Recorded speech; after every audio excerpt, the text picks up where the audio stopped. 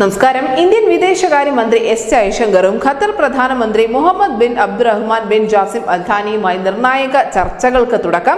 പശ്ചിമേഷ്യയിലെ സാഹചര്യങ്ങൾ സംബന്ധിച്ചും ഇന്ത്യയും ഖത്തറും തമ്മിലുള്ള സഹകരണം ശക്തമാക്കുന്നതിനെ സംബന്ധിച്ചുമാണ് ചർച്ച നടക്കുന്നത്. കഴിഞ്ഞ ഫെബ്രുവരിയിൽ പ്രധാനമന്ത്രി നരേന്ദ്രമോദി ഖത്തറിലെത്തിയതിനു ശേഷം എത്തുന്ന പ്രധാനപ്പെട്ട അല്ലെങ്കിൽ പ്രമുഖനാണ് എസ് ജയശങ്കർ എന്നുകൂടി പറയേണ്ടി വരും.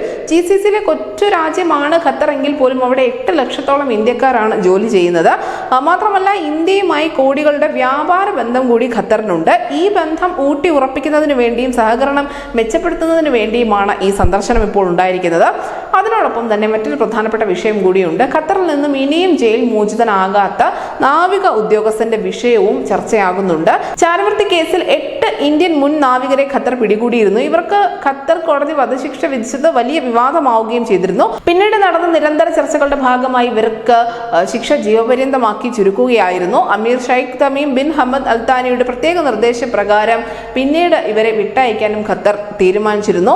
7 പേരാണ് നിലവിൽ ഇന്ത്യയിൽ തിരിച്ചെത്തിയത്. ഒരാൾ ഇപ്പോഴും ഈ കേസുമായി ബന്ധപ്പെട്ട് ഖത്തറിൽ തന്നെ തുടരുകയാണ്. ആ കേസുമായി ബന്ധപ്പെട്ട നടപടികൾ പൂർത്തിയാക്കിയ ശേഷം അദ്ദേഹം തിരികെ എത്തുമെന്നാണ് വിദേശകാര്യ മന്ത്രാലയം പറയുന്നതെങ്കിൽ പോലും ഇന്നത്തെ ചർച്ചയിൽ ഈ വിഷയവും പ്രധാനപ്പെട്ട ഒരു സബ്ജക്ട് തന്നെയായിരിക്കും. ഇത് മാത്രമല്ല, ചില അന്തർദേശീയ വിഷയങ്ങൾ കൂടി ചർച്ചയിൽ ഉണ്ടാകും. ഇസ്രായേലിന്റെ ഗാസ ആക്രമണം ഉൾപ്പെടെ ചർച്ചയാകുമെന്നാണ് വിവരം. പ്രധാനമന്ത്രി നരേന്ദ്രമോദി ഖത്തർ സന്ദർശന വേളയിൽ ഖത്തർ അമീറായ ഷെയ്ഖ് തമീമുമായി ചർച്ച നടത്തിയിട്ടുണ്ടായിരുന്നു. ഇന്ത്യക്കാരെ വിട്ടയച്ചതിനുള്ള നന്ദി സൂചകമായിട്ട് കൂടിയായിരുന്നു ഈ സന്ദർശനം ഉണ്ടായത്. എന്നാൽ ജയശങ്കർ ഇപ്പോൾ ഖത്തർ അമീറിനെ കാണാനുള്ള സാധ്യതകളില്ല. മറിച്ച് ഖത്തർ പ്രധാനമന്ത്രിയുമായിട്ടായിരിക്കും അദ്ദേഹം നിർണായക കൂടിക്കാഴ്ച നടത്താൻ പോകുന്നത്. നിലവിൽ എന്തായാലും ഈ ഖത്തറും ഇന്ത്യയും തമ്മിലുള്ള ചർച്ചകൾ വലിയ പ്രാധാന്യത്തോടു കൂടി തന്നെയാണ് മറ്റ് ലോകരാജ്യങ്ങളും നോക്കിക്കാണുന്നത്. News desk India Malayalam.